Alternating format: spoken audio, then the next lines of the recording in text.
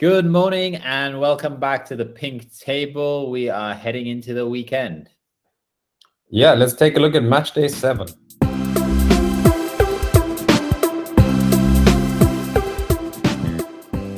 Good morning once again. And as I said, we're going to be going over match day, actually game week 6 we're going into.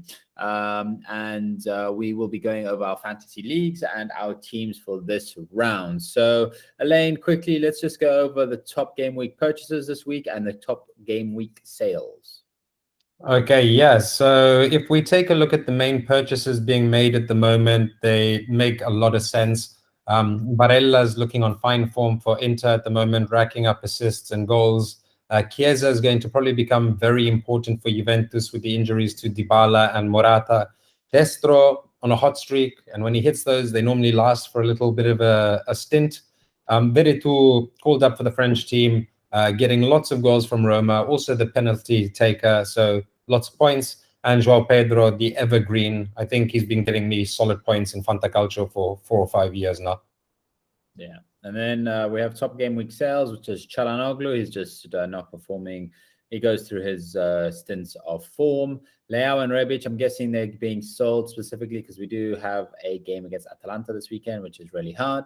And then there is Dybala and Morata, which, as you mentioned, both are injured. I think another person that's going to be added to this is Gosens, which I had sold as well because he's going to be out for a month with the injury that he sustained in the Champions League. That being said, Elaine, let's quickly have a look at the team of the week last week. It's kind of a strange team, to be honest. Like, if anyone had this whole formation, good on them. But kind of like the underdog team here with just one rollout. You say that, like when I took a look at this formation just before we started the recording today, it's literally a team of those players that are always the bridesmaid, never the bride. They're those players that are the supporting act to the leading stars. And they've all made the list together, which is quite something. Yeah, I would say the main ones are obviously the ones that may be expected. They're Veretout and Locatelli, but Berardi. But once again, as I said to you guys 2 weeks ago, Candreva, he's been on the team of the week twice. I'm moving to. I was actually going to get him this week, but with my Gosens being injured, I actually couldn't go get him. I had to get a replacement for him. So I'll work my way to Candreva. But that being said, let's just jump into the league and see. Quick question: how many of those players did you have? How many what players? Those players on that formation. I don't think any. Because I've got 2 of them. I've got Consigli, who I don't let play enough, I don't think. Nice. And the other one is somebody that I would suggest to anybody for the 4.5 that he costs. I think he's got me over 30 points in the last 3 weeks, and that's Singo. Yeah, I was going through the decision of Singo, but let's just quickly go over our league first. So Ventilator's taken his rightful place again at the top. He's just fighting up there. Andrea De Fio is close second, and Abdullah is back into the top 3. Good on you, mate. With its basically draw second. So I say we could actually call in Snorky here as a 3rd spot. But right now we have 1st, 2nd, and 3rd. Also, Elaine, I think we should probably come up, seeing that it's so close, we should come up with what the outcome will be if the 2 teams draw first at the end of it. But we'll cross that bridge when we get there. Well done, Ventilator. You keep on crushing. Quickly on my side, my team, I've moved up to the 2nd page again. I'm at 314, so quite a way away there. Building my way up. And I think, Elaine, you did quite well last week. I think you moved over into still page 4, but you're at the top, if I'm not mistaken. No, you moved over to page 3. There you are there. Fantastic. 296, about to hit that 300 mark. Actually, one thing quickly before we go into our teams. Myself and Elaine did create a Pink Table team, but we did like super low cost buys. Like we had so much money left over. And I actually looked at it yesterday.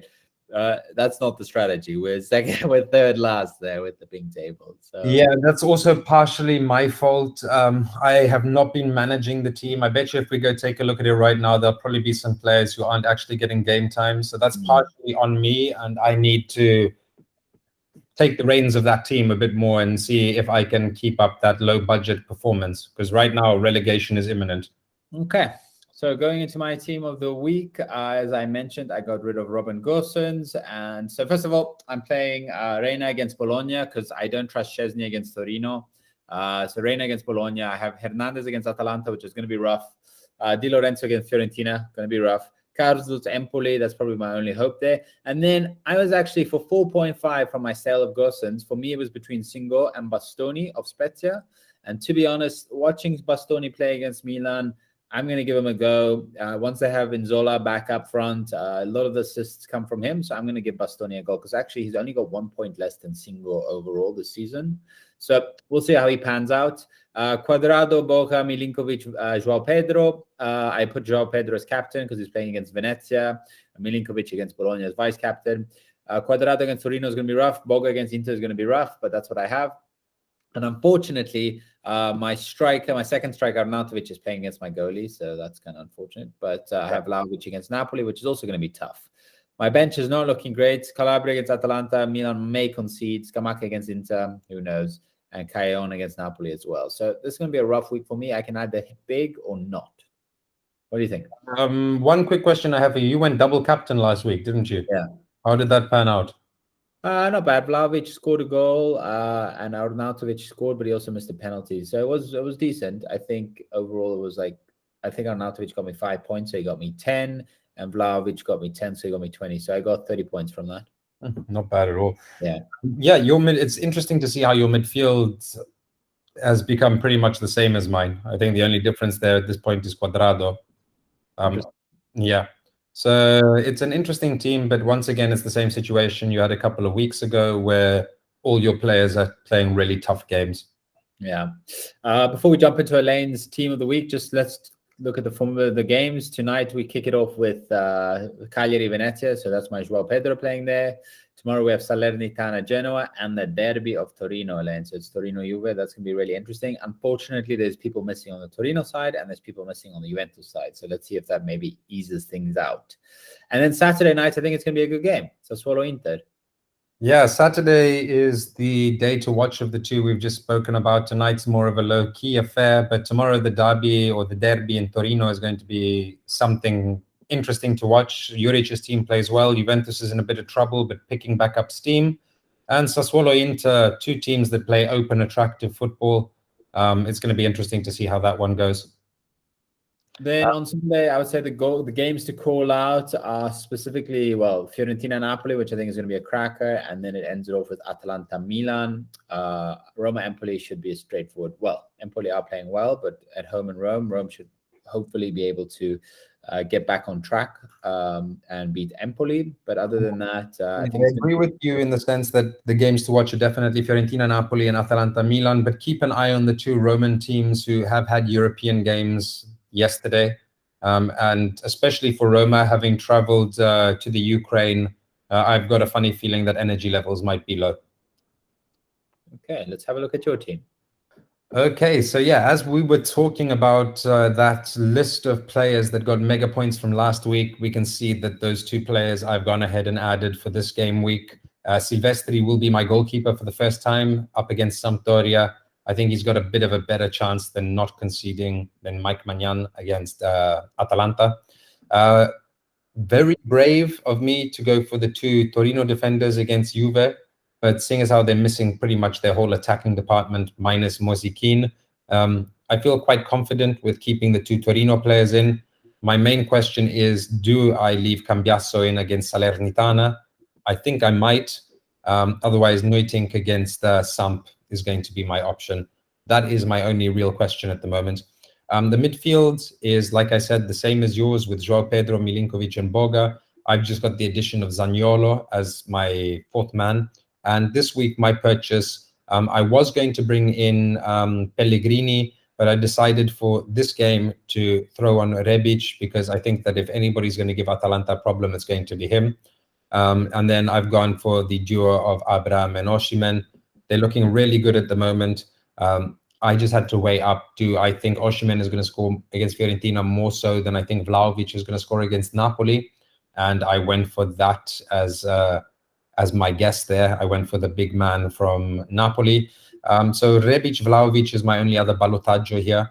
But I think I'm going to stick with the Milan man. And then, of course, is it Cambiasso or Neutink? But that's what I'm looking like. Yeah, it looks good. Also, Silvestri was Consigli that was on the list. Okay. Yeah, my bad. But, that being said, Rebic is, I think Rebic is a good buy because right now there's Giroud and Ibra out, so he is a striker, so it's a midfielder that may get goals. But I think against Atalanta is going to be tricky. But yeah, maybe one goal, which I suppose for a midfielder would be good. Exactly. Like, I'm not banking on him keeping a clean sheet, but rather so that those midfield goals are very valuable. And because he's being played as a forward, there's more chance that he'll get me those midfield goals. Yeah, so if you're swaying him up with Vlahovic, for me that's a tricky one because I think Osimhen and Vlahovic are both going to score, in my honest opinion. But yeah, man, that's a good place, tricky one to be. Atalanta come full steam with only Gosens out. They also have Muriel back. I think it's going to be a very tough one for Milan. I think it could also end in a 0-0 draw. But who knows? But it's a good team. I like your team. I think it's a good team to get points. That's what I also said last week. But the only thing I'd say is you have two teams in there that are heavily, so Torino and Roma. Yeah. Okay, so that's the way that we're looking going into this match day. Couple of changes here and there. Let us know how your teams are looking. And if you haven't already, like and subscribe this video, do your thing. And we'll see you next time on the Big Table.